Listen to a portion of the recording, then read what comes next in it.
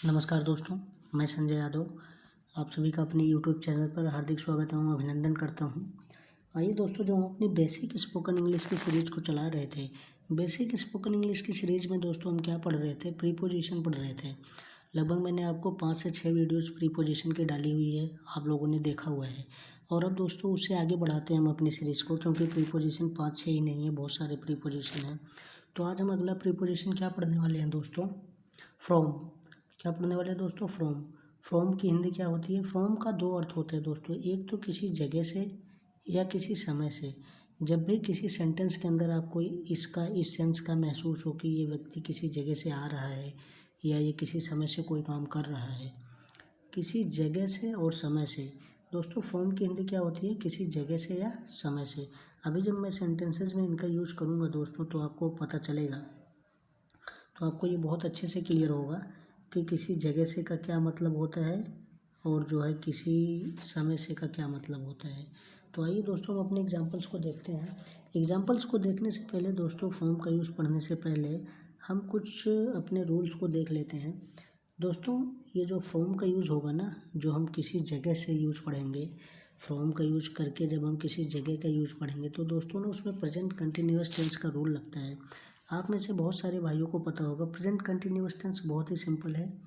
ये लिखा हुआ है मैंने, प्रेजेंट कंटिन्यूअस टेंस। एस का मतलब सबसे पहले सब्जेक्ट होगा। प्रेजेंट कंटिन्यूअस टेंस का मैं आपको फॉर्मूला बता रहा हूँ। सबसे पहले सब्जेक्ट, जैसे कि आई, वी, दे, इट, सी, कुछ भी हो सकता है, नाम भी हो सकता है। सब्जेक्ट के बाद इज, एम, आर, इन तीनों में से कोई एक होगा। ये क्या है? ये इसकी हेल्पिंग वर्ब है। क्या है दोस्तों? ये इसकी हेल्पिंग वर्ब है, इज, एम, आर। सिंगुलर, यदि सिंगुलर सब्जेक्ट होगा तो इज का यूज होगा, और अगर किसी सब्जेक्ट में आई आ गया तो आई के साथ ओनली एम का यूज होगा और किसी का यूज नहीं होगा। अगर कोई सिंगुलर सब्जेक्ट है तो इज, प्लूरल सब्जेक्ट है यानी कि आई के साथ एम का यूज होगा, और प्लूरल सब्जेक्ट के साथ आर का यूज होगा। तो सब्जेक्ट इज, एम, आर में से कोई एक, वो डिपेंड करेगा कि आपका सब्जेक्ट क्या है। V4 जो मैंने लिखा है दोस्तों, ये वाला V4 का मतलब ये है कि वर्ब की आईएनजी फॉर्म दोस्तों, वर्ब की आईएनजी फॉर्म। तो ये प्रेजेंट कंटिन्यूअस का टेंस है दोस्तों। ये जो लिखा हुआ है सब्जेक्ट, फिर ये लिखा हुआ है is, am, are, is, am, are. Singular subject के साथ इज, प्लूरल सब्जेक्ट के साथ आर, और आई के साथ ओनली एम आएगा दोस्तों, और वर्ब की फोर्थ फॉर्म आएगी, यानी कि वर्ब की आईएनजी फॉर्म आएगी। तो दोस्तों एक तो फॉर्म का यूज़ करने में आपको प्रेजेंट कंटिन्यूअस टेंस इस रूल के साथ देखना पड़ेगा, वो लगेगा। और दूसरा रूल आपको थोड़ा फ्यूचर टेंस, दोस्तों फ्यूचर इंडेफिनिट टेंस देखना पड़ेगा आपको। फ्यूचर इंडेफिनिट टेंस का फॉर्मूला क्या है दोस्तों? कि सब्जेक्ट के बाद विल या शैल, जो कि इसकी हेल्पिंग वर्ब होती है दोस्तों। क्या होती है? Helping verb. सब्जेक्ट के साथ विल या शैल, फिर प्लस वर्ब की फर्स्ट फॉर्म। तो चलिए दोस्तों हम एग्जांपल्स को देखते हैं, वहाँ पे ये चीज़ें आपको समझ में आएंगी। फ्रॉम का यूज़ पढ़ेंगे हम दोस्तों, किसका यूज़ पढ़ने वाले हैं? फ्रॉम का। तो फ्रॉम की हिंदी क्या होती है? किसी जगह से या समय से। किसी जगह से या समय से। अब हम पहले जो एग्जांपल्स देखेंगे वो देखेंगे किसी जगह से, कि फ्रॉम का यूज़ है। जब फ्रॉम की हिंदी हम ये मान के चलेंगे कि किसी जगह से, तब इसका यूज़ कैसे होगा? वह कानपुर से आ रहा है दोस्तों, वह कानपुर से आ रहा है। और जो प्रेजेंट कंटिन्यूअस टेंस की पहचान होती है दोस्तों, उस सेंटेंस को आपको सुन के ये लगेगा कि वो काम अभी जारी है, यानी कि जारी है, यानी कि वो आ रहा है तो कहीं रास्ते में है। मैं आगरा से आ रहा हूँ तो मैं अभी घर नहीं पहुँचा हूँ, मैं कहीं रास्ते में हूँ। या कोई नागपुर से आ रहा है तो वो अभी रास्ते में है। यानी कि दोस्तों सेंटेंस को सुन के आपको ये महसूस होगा कि वो बंदा भी वो काम कर रहा है, यानी कि वो सफ़र अभी उसका जारी है। अब जैसे ये सेंटेंस है, मैंने बोला कि वह कानपुर से आ रहा है, तो आपको यही महसूस होगा कि अभी वह पहुंचा नहीं है, अभी वह आ रहा है। और अगर प्रेजेंट कंटिन्यूअस टेंस को पहचानने में ज़्यादा दिक्कत हो दोस्तों, तो जिस भी सेंटेंस के अंत में रहा है, रही हैं, रहे हैं, रही हूँ, जो भी है, रहा, रही, रहे हूँ, तो ये समझ जाना है, इसका मतलब यही होता है कि प्रेजेंट कंटिन्यूअस टेंस है। तो चलिए दोस्तों देखते हैं पहला एग्जाम्पल्स। वह कानपुर से आ रहा है। मैंने आपको सेंटेंस बनाने की ट्रिक क्या बताई थी? वह क्या? वह की अंग्रेजी सबसे पहले ही लिखेंगे। मैंने आपको यही बताई थी दोस्तों सेंटेंस बनाने की ट्रिक। वह की अंग्रेजी ही लिखेंगे, हमने ही लिख दिया। अब आप सबसे लास्ट में आ जाओ, रहा है की अंग्रेजी क्या होगी? क्योंकि ये प्रेजेंट कंटिन्यूअस टेंस है, आपको पता है, क्योंकि इसके अंत में रहा है लिखा हुआ है। तो ही के अकॉर्डिंग रहा है कि अंग्रेजी इज होगी। क्यों? मैंने आपको अभी पीछे फार्मूला पढ़ाया दोस्तों, ये वाला फार्मूला पढ़ाया ना कि सिंगुलर सब्जेक्ट के साथ इज, आई के साथ एम, बाकियों के साथ आर। तो ये सिंगुलर सब्जेक्ट है, ही एक सिंगुलर सब्जेक्ट है, इसके साथ रहा है कि अंग्रेजी इज लिखी जाएगी। आने की अंग्रेजी कम होती है लेकिन वर्ब की आईएनजी फॉर्म है। क्या है दोस्तों? वर्ब की आईएनजी फॉर्म। ये देखो वर्ब की फोर्थ फॉर्म का मतलब वर्ब की आईएनजी फॉर्म। तो वर्ब की आईएनजी फॉर्म कमिंग, और आपको पता है कहाँ से? कानपुर से। तो ये किसी जगह से, मैं इसी के बारे में यहाँ पे बात कर रहा हूँ दोस्तों। ये जो लिखा हुआ है ना कानपुर से, मैं इसी के बारे में आपसे बात कर रहा हूँ कि किसी जगह से लिखने का मतलब यही है कि कानपुर से। तो from Kanpur, he is coming from Kanpur, वह कानपुर से आ रहा है। तो चलिए दोस्तों अगला देखते हैं। अगला सेंटेंस ये लिखा हुआ है कि मैं आगरा से आ रहा हूँ। मैं आगरा से आ रहा हूँ। सेंटेंस बनाने की ट्रिक क्या होती है दोस्तों? सबसे पहले मैं की अंग्रेजी क्या? आई। अब मैंने आपको बताया था प्रेजेंट कंटिन्यूअस में आई के साथ एम का यूज़ होना ही होना है, क्योंकि आई के साथ सिर्फ एम का यूज़ होगा प्रेजेंट कंटिन्यूअस टेंस में। तो आई, और रहा हूँ की अंग्रेजी एम। क्यों रहा हूँ की अंग्रेजी? अब आप कहोगे दोस्तों आपने यहाँ पे इज लगाया और रहा हूँ की अंग्रेजी यहाँ पे आप एम कर दे रहे हो। तो दोस्तों ये हेल्पिंग वर्ड डिपेंड करेगा कि इसका सब्जेक्ट क्या है। अगर सिंगुलर सब्जेक्ट है तो इज का यूज़ होगा, आई है तो एम का यूज़ होगा, बाकी हैं तो आर का यूज़ होगा। तो मैं आगरा से आ रहा हूँ, मैं की अंग्रेजी आई, रहा हूँ की अंग्रेजी एम, आई के अकॉर्डिंग। आने की अंग्रेजी कम होती है लेकिन वर्ब की एनजी फॉर्म का यूज़ होता है प्रेजेंट कंटिन्यूअस टेंस में। तो कमिंग हो गया, इसलिए कहाँ से? आगरा से। अब मैंने आपको बताया ना फ्रॉम का मतलब किसी जगह से, तो आगरा से, आगरा भी तो एक जगह है ना। तो कमिंग फ्रॉम आगरा, तो आई एम कमिंग फ्रॉम आगरा। अगला देखते हैं दोस्तों, तुम नागपुर से आ रहे हो।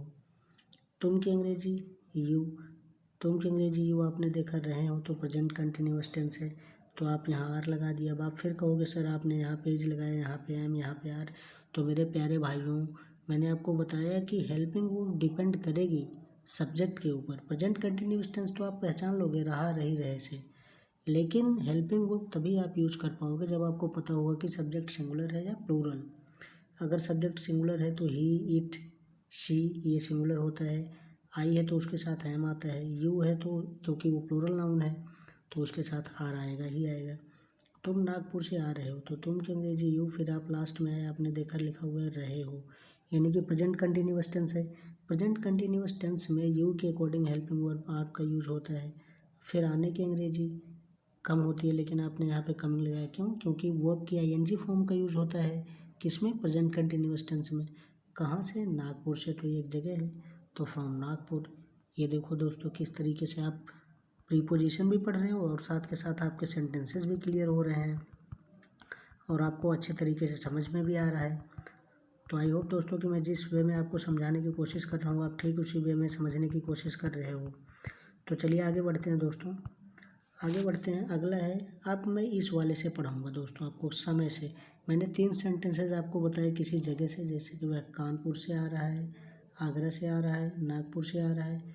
प्रेजेंट कंटिन्यूअस टेंस की पहचान आपको बता दी कि रहा है, रही हैं या रहे हो। ये देखो तो समझ जाना प्रेजेंट कंटिन्यूअस टेंस है। सब्जेक्ट के अकॉर्डिंग हेल्पिंग वर्ब का यूज़ आप ध्यान रखना, और वर्ब की आईएनजी फॉर्म का यूज़ होगा। चलिए अब अगले वाले को देखते हैं कि समय से हम यूज करते हैं। फ्रॉम का यूज हम समय के सेंस में कैसे यूज करेंगे, समय के सेंस में समय से कैसे यूज करेंगे। देखो ये फ्यूचर में ही यूज होगा दोस्तों। आप एक बात मान लो कि जब भी आप फ्रॉम का यूज करके कोई सेंस बोलो, जब भी आप फ्रॉम का यूज करके किसी समय की बात करोगे कि मैं परसों से ये काम करूँगा, 10 तारीख से करूँगा, मंडे से करूँगा, तो वो फ्यूचर में ही जाएगा सेंस। जैसे मैं सोमवार से काम करूँगा, क्या कह रहा हूँ मैं सोमवार से काम करूँगा। अब आप कहोगे सर कि फ्यूचर इंडेफिनिट टेंस को हम कैसे पहचानें। फ्यूचर का मतलब होता है दोस्तों भविष्य। फ्यूचर इंडेफिनिट टेंस को पहचानने का सबसे अच्छा तरीका है कि उस सेंटेंस के अंत में गा, गे, गी, करूँगा, ये गा आया, करूँगी या करेंगे, गा, गे, गी। तो अब दोस्तों आपको वो सेंटेंस सुन के समझ में आएगा कि ये दोस्तों बाद में भविष्य में करने की बात कर रहा है, तो वहाँ से आप समझ जाओगे। तो मैं सोमवार से काम करूँगा, तो मैंने एक बार मैं आपको रूल दिखा दूँ कि ये जो है मैंने लिखा है फ्यूचर इंडेफिनिट टेंस का रूल। सब्जेक्ट के बाद विल या शैल, इसमें 2 ही हेल्पिंग वर्ब होती है दोस्तों। ज़्यादातर 90, अब मॉडर्न इंग्लिश में दोस्तों 99% विल का यूज़ होता है, शैल का यूज़ बहुत ही कम हो गया। आई और वी के साथ पहले शैल का यूज़ होता था, लेकिन अब जैसे जैसे आपको पता है कि समय बदला, काम करने के तरीके बदले, बहुत सारी चीज़ें बदली, तो मॉडर्न इंग्लिश में विल को ज़्यादा प्रेफरेंस दी जाने लगी और विल अच्छा भी लगता है शायद इसीलिए। तो दोस्तों सेल का यूज़ आई और वी के साथ सेल का यूज़ होता था पहले की इंग्लिश में, अभी भी आप करना चाहो तो कर सकते हो, गलत नहीं है, लेकिन विल का यूज़ ज़्यादा होता है मॉडर्न इंग्लिश में। तो चलिए दोस्तों, मैंने आपको ये रूल दिखा दिया फ्यूचर इंडेफिनिट के, सब्जेक्ट विल या सेल और वर्ब की फर्स्ट फॉर्म यानी कि आईएनजी फॉर्म का यूज़ इसमें नहीं होगा। तो देखते हैं कि मैं सोमवार से काम करूँगा तो मैं की अंग्रेजी आई। अब करूँगा कि अंग्रेजी दोस्तों आपको पता ही फ्यूचर तो आई। यहाँ पे आप सेल का भी यूज़ कर सकते थे विल की जगह, लेकिन ज़्यादातर 98% केसेस में लोग विल का यूज़ करते हैं। मैं सोमवार से काम करूँगा, मैं की अंग्रेजी आई, आपने देखा करूँगा तो ये फ्यूचर इंडेफिनिट है, विल लगा दिया आपने। काम करना क्या होता है, वर्क। सोमवार से यानी कि किसी समय के बारे में बता रहा है, ये किसी दिन के बारे में बता रहा है। ये सोमवार भी तो एक समय है दोस्तों। मैं आपको कहता हूँ मैं मंगलवार से काम करूँगा, तो मंगलवार को आप समझ जाओगे कि ना मंगलवार 2 दिन बाद है, 4 दिन बाद है, समय ही तो है वो एक तरीके का। तो मैं सोमवार से काम करूँगा, मैं की अंग्रेजी आई, करूँगा की अंग्रेजी विल, आई के अकॉर्डिंग। काम की अंग्रेजी दोस्तों होती है वर्क, कब से, सोमवार से, तो फ्रॉम मंडे। ठीक इसी तरीके से अगला है, मैं 4 तारीख से लिखूँगा। अब कुछ भी लिखने की बात कर रहा हूँ, मैं कहानी लिखने की बात करूँ, पोएट्री लिखने की बात करूँ, तो मैं की अंग्रेजी क्या होती है दोस्तों, आई। फिर हमने देखा लिखूँगा, यानी कि गा है तो फ्यूचर इंडेफिनिट है तो आई के साथ विल लगेगा। आप सेल भी लगा सकते हो, आई और वी के साथ सेल का यूज़ होता था पहले की इंग्लिश में, आई और वी के साथ सेल का यूज़ होता था, लेकिन अब मॉडर्न इंग्लिश में लोगों ने विल का ही यूज़ करना ज़्यादा अच्छा समझा और उसी का करते हैं। तो मैं 4 तारीख से लिखूँगा, मैं की अंग्रेजी आई, क्योंकि आपको पता ही फ्यूचर इंडेफिनिट है तो विल आ गया। लिखने की अंग्रेजी क्या होती है, right, from 4th of the month, क्योंकि यहाँ पे स्पेसिफाइड नहीं है किस महीने की 4 तारीख को, तो I will write from 4th of the month, यानी कि मैं 4 तारीख से लिखूँगा। अगला क्या है दोस्तों, अगला ये है कि मैं फरवरी से लिखूँगा। अगला ये है कि मैं फरवरी से खेलूँगा, मैं फरवरी से खेलूँगा, यानी कि मैं किसी गेम खेलने के बारे में बात कर रहा हूँ। तो मैं की अंग्रेजी आई हो गई दोस्तों, खेलूँगा आपने गा देखा, क्योंकि और सेंटेंस को सुन के भी लग रहा होगा कि ये कोई काम भविष्य में करने की बात कर रहा है, तो ये फ्यूचर इंडेफिनिट है। तो सब्जेक्ट आई के साथ विल आई के साथ विल, और खेलने की अंग्रेजी क्या होती है दोस्तों, प्ले, आई विल प्ले। मैं खेलूँगा यहाँ तक ठीक था, फरवरी से, मैं फरवरी से खेलूँगा, तो आई विल प्ले फ्रॉम फरवरी, मैं फरवरी से खेलूँगा। तो दोस्तों आई होप कि मैंने आपको जिस वे में समझाने की कोशिश की आपने ठीक उसी वे में समझा होगा। एक बार आइए क्विक रिवाइज करते हैं हम इसको, अपनी वीडियोस को। मैं आपको एक बार इसकी टेक्निकलिटी दोबारा समझा देता हूँ दोस्तों। टेक्निकलिटी ये है इसमें कि फ्रॉम की हिंदी क्या होती है दोस्तों, किसी जगह से, यानी कि आप घर से आ रहे हो या कॉलेज से आ रहे हो, दिल्ली से आ रहे हो, आगरा से आ रहे हो, मुंबई से आ रहे हो, कहीं से भी आप आते हो दोस्तों। यदि कहीं से भी आप आ रहे हो तो एक तो आप आ रहे हो, वो काम जारी है, अभी कंप्लीट नहीं हुआ है, इसीलिए तो यहाँ पे प्रेजेंट कंटिन्यूअस टेंस का यूज़ हो रहा है दोस्तों। आप सेंस को समझो ना, इसीलिए मैं बोलता हूँ कि इंग्लिश को रटने से अच्छा आप उसके सेंस को समझो। तो वह कानपुर से आ रहा है, मैंने आपको रूल बता दिया प्रेजेंट कंटिन्यूअस टेंस का, और इधर लिखा भी हुआ है, जिन भाइयों को लिखना है नोट कर सकते हैं वीडियोज़ को पॉज करके। चलिए देखते हैं, he is coming from Kanpur, वह कानपुर से आ रहा है। मैं आगरा से आ रहा हूँ, I am coming from Agra. तुम नागपुर से आ रहे हो, you are coming from Nagpur. अब इन तीनों सेंटेंसेस को सुन के दोस्तों आपको यही महसूस हो रहा होगा कि ये काम अभी जारी है, पूरा नहीं हुआ है। तो चलिए अब हमने देख लिया, पहले इसके अकॉर्डिंग देख लिया, जगह से, जो जगह से था ये वाला, इसके अकॉर्डिंग देख लिया हमने दोस्तों। अब हम समय से वाले पे आते हैं और इसका यूज़ फ्यूचर में ही होगा। मैं सोमवार से काम करूँगा, I will work from Monday.